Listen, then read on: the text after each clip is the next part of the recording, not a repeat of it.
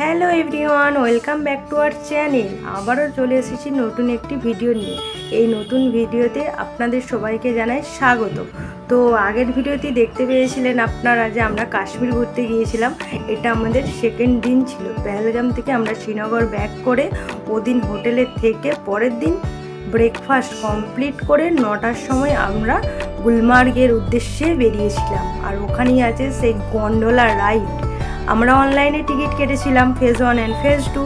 দেখুন এখন গুলমার্গ যাওয়ার পথের ভিউটা একবার দেখুন। এই টাইমে আমরা ওয়েদারটা খুব সুন্দর পেয়েছিলাম, একদম রোদ ঝলমলে আকাশ দেখে আপনারা বুঝতে পারছেন, একদম পরিষ্কার আকাশ, তার মাঝখানে সাদা মেঘ ঘুরে বেড়াচ্ছে। আর এই পয়েন্টে আমাদেরকে গাড়ি থেকে নামিয়ে দিয়েছিল, বিকজ ওই গাড়িটাতে আমরা আর গন্ডোলা রাইড যেখান থেকে স্টার্ট হচ্ছে ওখানে অবধি যেতে পারবো না, আমাদেরকে ওর জন্য লোকাল গাড়ি নিতে হবে। ডিস্টেন্স বেশি দূর ছিল না, বাট মামনি আর মাইমার শরীর ঠিকঠাক ছিল না বলে আমরা একটা গাড়ি নিয়েছিলাম যেটা একটু বড় ছিল। বিকজ তোমরা জানো যে আমরা 6 জন ছিলাম, আমি, দীপু, বাপি, মামনি, মামা, মাইমা, সেই জন্য একটা বড় গাড়ি নিয়েছিলাম। আর এখান থেকে যেই পয়েন্টে আমাদেরকে গাড়ি থেকে নামিয়েছিল ওইখান থেকে গন্ডোলার ফেজ 1 যেখানে লাইন দিচ্ছে যাওয়ার জন্য ওই পর্যন্ত নিয়ে যেতে আমাদের কাছ থেকে ভাড়া নিয়েছিল 400 টাকার মতো।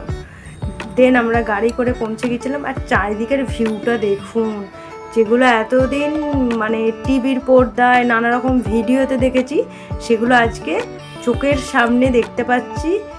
মানে খুব সুন্দর লাগছে, যেটা আমি ভাষায় প্রকাশ করতে পারছি না। মানে এতটা সুন্দর হবে কল্পনাই করতে পারিনি। আমাদের দেশের মধ্যে যে এত সুন্দর জায়গা আছে, মানে ছোটোবেলা থেকে পড়েছিলাম কাশ্মীরকে ভূস্বর্গ বলা হয়। সত্যি কাশ্মীর না আসলে জানতাম না যে কেন ভূস্বর্গ বলা হয়, কি তার রূপ, মানে না আসলে কোনোদিনও জানা সম্ভব নয় ভিডিও দেখে। এখন আমরা ফেজ 1 যাওয়ার জন্য লাইন দিয়ে দাঁড়িয়েছিলাম। আর আপনাদেরকে বলে রাখি, যারা আপনারা ফেজ 1 অ্যান্ড ফেজ 2 চড়বেন গুলমার্গে এসে, তো তাড়াতাড়ি আসবেন, কারণ এখানে প্রচুর লাইন পড়ে। আমরা ফেজ 1-এ প্রায় আধা ঘন্টা থেকে 40-45 মিনিট লাইন দিয়ে আমরা রোপওয়েতে উঠে এখন এই যে ফেজ 1-এ যাচ্ছি। যেতে যেতে দেখুন চারিদিকের ভিউটা খুব সুন্দর। আর এক সাইডে মামা, মাইমা আর আমি বসেছি, অন্য সাইডে দীপু, বাপ্পি আর মামুনি বসছিল। আর একটা রোপওয়েতে যেহেতু 6 জন ধরে, আর আমরা তো 6 জনই ছিলাম আমাদের ফ্যামিলিতে, তো আমাদের কোনো প্রবলেম হয়নি। অন্য কোনো বাইরের লোক আমাদের রোপওয়েতে ছিল না। সে যাই হোক, চারিদিকের ভিউটা একবার আপনারা এনজয় করুন, জাস্ট অসাধারণ। আর ওই যে দূরে দেখতে পাচ্ছেন অনেক লোকজন ঘোড়ায় চেপে উঠছে। যারা এই ফেজ 1 অ্যান্ড ফেজ 2 টিকিট পায়নি তারা নিচ থেকে ফেজ 1 অবধি ঘোড়ায় করে যেতে পারে। তার জন্যে চার্জ পড়ে 1500 টাকার মতো। তো আপনারা জানেন কাশ্মীর মানে বার্গেনিং, সেটা যে যেমন বার্গেনিং করতে পারে তার উপর ডিপেন্ড করছে। আর ওই যে দূরে দূরে ঘরগুলো দেখতে পাচ্ছেন, এগুলো হচ্ছে যারা এই পাহাড়েতে ভেড়া চড়াতে আসে তাদের ঘর। তারা অনেক দিন যখন চড়াতে আসে তারা এই ঘরগুলোতে কিছুদিন করে থাকে, সেই জন্য এরকম টাইপের ঘরগুলো করা হচ্ছে। আর বলে রাখি, ফেজ 1 যাওয়ার জন্য কস্ট পার পারসন 800 টাকার মতো, অ্যান্ড ফেজ 1 থেকে ফেজ 2 যাওয়ার কস্ট 1000 টাকা। মানে একজন পার্সনের নিচ থেকে ফেজ 2 যাওয়ার জন্য 1800 টাকার মতো কস্টিং পড়বে। আর এই টিকিট কিন্তু অনলাইন ছাড়া কোথাও বুক করা যায় না, তাও মাত্র 5 থেকে 10 মিনিট অনলাইনে এই সাইটটা ওপেন থাকে, তার বেশি কিন্তু ওপেন থাকে না। এখন এই যে ফেজ 1-এ আমরা নেমে গেছি। ফেজ 1-এ নেমে যাওয়ার পর চারিদিকে আমরা একটা ভিউটা ঘুরে দেখছি, কিন্তু ঘুরে দেখলেই কি হবে, ফেজ 1 থেকে ফেজ 2 যাওয়ার জন্যও সে প্রচুর লাইন পড়েছে, সেজন্য লাইনও দিচ্ছি 2 জন, আর বাকিরা আমরা চারিদিকটা ঘুরে দেখছি। দেখুন পরিষ্কার আকাশ, এখন পাহাড়ের চূড়ায় সাদা বরফ, নিচে সবুজ গাছপালা, খুব সুন্দর।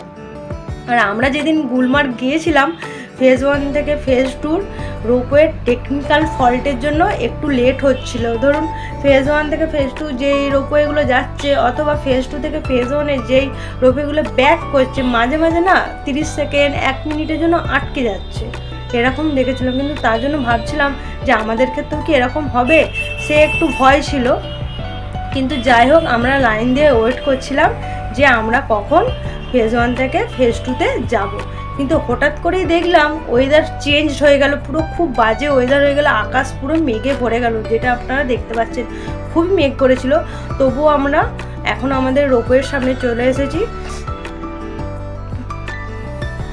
এই রোপওয়ে করি আমরা যাব ফেজ 1-এর হাইট হচ্ছে 8600 ফিট, ওখান থেকে ফেজ 2 14,000 ফিট ওপরে আমরা যাব। বাট আমাদের গাইড আমরা একটা নিয়েছিলাম, তো উনি আমাদেরকে সাজেস্ট করলেন যে আকাশের ওয়েদার খুবই খারাপ আর টাইমিং হয়ে গেছে 3টে থেকে 3:30, তো আপনারা যেহেতু টিকিট কেটেছেন তো আপনারা এই রোপওয়ে করে ফেজ 1 থেকে ফেজ 2 যান, বাট ফেজ 2তে আপনারা নামবেন না, ওই সেম রোপওয়ে ধরে আপনারা ফেজ 1-এ ফিরে আসুন ফেজ 2 থেকে। এখন এই যে মামা, মামনি, দীপু, বাপি ওঠার পর এই যে আমি উঠছি, আর মাইমা ওঠেনি কারণ মাইমার ফেজ 2 টিকিট কনফার্ম হয়নি, আমাদের 5 জনের হয়েছিল, সো সেই জন্য মাইমাকে ফেজ 1-এ ওয়েট করতে হয়েছিল। আমরা মাইমাকে বললাম তুমি ফেজ 1-এ ওয়েট করো, আমরা যেহেতু নামবো না তো আমরা ফেজ 2 থেকে ফেজ 1-এ নেমে একসাথে একটা রোপওয়ে করি আমরা একবারে নিচে নামবো। তো এখন আমরা 8600 ফিট থেকে 14,000 ফিট ওপরে যাচ্ছি, তাও আবার রোপওয়ের মাধ্যমে। একটু তো মনে তো ভয় লাগছে, যাই হোক চারিদিকের দৃশ্যটা মানে কি বলবো, ভাষায় প্রকাশ করতে পারছি না, এতটা সুন্দর। দেখুন চারিদিকে যে যারা ঘোড়ায় করে ফেজ 1-এ এসেছিলো সেই সব ঘোড়া ফেজ 1-এ চড়ছে, গাছপালা, ওখানে পাহাড়ে বরফ, মানে খুব সুন্দর, এত সুন্দর মানে বলে বোঝাতে পারছি না। কিন্তু আকাশের অবস্থা খুবই খারাপ, আর যেই ভয়টা আমরা পাচ্ছিলাম সেই ভয়টাই আমাদের সাথে সত্যি হয়ে গেল গাইস। বলছিলাম টেকনিক্যাল ফল্টের জন্য মাঝে মাঝে রোপওয়েগুলো আটকে যাচ্ছিলো ফেজ 1 থেকে ফেজ 2 যাবার পথে বা ব্যাক করার পথে ফেজ 2 থেকে ফেজ 1। তো আমাদের রোপওয়েটা সম্ভবত 9,000 থেকে 10,000 ফিট উপরে উঠেছে, সেই টাইমে 30 সেকেন্ডের মতো আমাদের রোপওয়েটা আটকে যায়। বাট ওই টাইমে মানে খুবই ভয় পেয়ে গিয়েছিলাম, বিকজ রোপওয়ে যে নিচের পাটাতনটা থাকে না, ওটা এতটা নড়ছিল, দুলছিল পুরো রোপওয়েটা, ওর জন্য আরও বিশেষ করে ভয় পেয়ে গেছিলাম। আমি তো প্রচণ্ড ভয় পেয়ে গেছিলাম, ওই জন্য আমি ওই টাইমে যা করি আমি মা কালীর নাম জপ করতে শুরু করে দিয়েছিলাম মনে মনে। ওই 30 সেকেন্ড পর আস্তে আস্তে দেখলাম রোপওয়েটা আগাচ্ছে আর ওই দিক থেকে রোপওয়ে ব্যাক করেও আসছে। যাই হোক ওই টাইমটা খুব ভয় পেয়ে গেছিলাম। তারপরে আমরা এখন আস্তে আস্তে 14,000 ফিট ওপরের দিকে উঠছি। দেখুন ওই যে ফেজ 2 থেকে অনেক রোপওয়ে ব্যাক করে আসছে।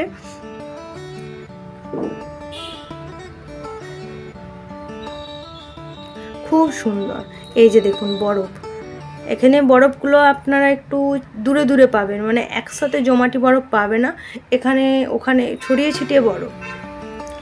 চারিদিকে এরকম ছোট্ট ছোট্ট পাইন গাছ, তার মাঝখানে এরকম জমাটি বরফ এখানে ওখানে পুরো ছড়িয়ে আছে। দেখতে এত সুন্দর লাগছিল দৃশ্যটা, কি বলবো, খুব সুন্দর লাগছিল।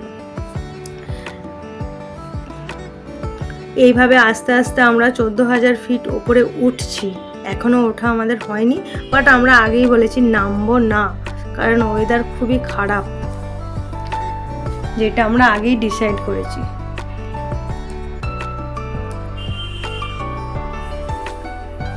খুব সুন্দর লাগছে। আর এখানে আকাশের অবস্থাটা একবার দেখুন, পুরো চারিদিকটা একবারে মেঘে ভর্তি হয়ে গেছে। আর ওই যে দূরে দেখুন ওইখানেই হচ্ছে 14,000 ফিট, পাহাড়ের চূড়ায় যে বরফগুলো দেখতে, ওই পাহাড়ের চূড়ায় একদম আপনাকে নিচে নামাবে। তো আমরা নামবো না বা যাবো ওই সেম রোপওয়ে দিয়ে আমরা ব্যাক করে আসবো, কিন্তু আকাশের অবস্থা খুবই খারাপ। এই যে দেখুন আস্তে আস্তে আমরা 14,000 ফিট উপরের দিকে আগিয়ে যাচ্ছি। এরপরে বরফগুলো একটু জমাটি জমাটি পাবো। এতক্ষণ আপনারা দেখলেন খাপচারা খাপচারা বরফ, কিন্তু এখন একবারে পুরো জমাটি বরফ। আস্তে আস্তে যত উপরের দিকে আমরা উঠছি, 14,000 ফিট উপরের দিকে যত আমরা উঠছি তত জমাটি বরফ পাচ্ছি। আর চারিদিকের দৃশ্যটা দেখতে খুব সুন্দর লাগছিল, মানে খুবই ভালো লাগছিল। যে আমরা ভাবতেই পারিনি যে এরকম ওয়েদারে আমরা ফেজ 2-তে উঠতে পারবো। নামতে পারিনি সেটা অন্য ব্যাপার, আমরা ইচ্ছা করে নামিনি, চাইলে আমরা নামতেই পারতাম, অনেকেই নামছিল। বাট বৃষ্টি শুরু হয়ে গেলে ফেজ 2 থেকে ফেজ 1-এর রোপওয়ে কিন্তু পুরোপুরি টোটালি ওপর থেকে নিচে নামানো বন্ধ থাকে। বাট বৃষ্টি শুরু হলো, ফেজ 1 থেকে নিচ পর্যন্ত কিন্তু রোপওয়ে আপ ডাউন চলাচল করে, কিন্তু ফেজ 2 থেকে ফেজ 1 আসা টোটালি বন্ধ করে দেয়। সেজন্য আমরা তো জানেনি যে আমরা নামবো না। ও নিচটা দেখাবো না, নিচটা তো পুরো ভয়ঙ্কর সুন্দর লাগছিল। এখন আমরা উপর থেকে নেমে ব্যাক করছি।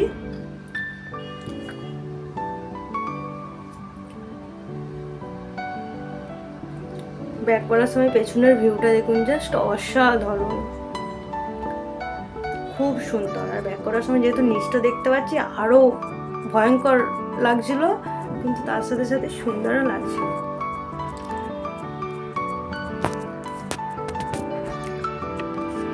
যে ভয়টা আমরা পাচ্ছিলাম যে বৃষ্টি শুরু হবে কিনা, তো আমরা যখন ফেজ 2 থেকে ফেজ 1-এ নামলাম, দেখলাম হালকা হালকা বৃষ্টি পড়ছে। সেই জন্য আমরা মাইমাকে সাথে নিয়ে ফেজ 1 থেকে নিচে নামার জন্য লাইন দিলাম, দিয়ে একটা ছাউনির মধ্যে চলে আসলাম।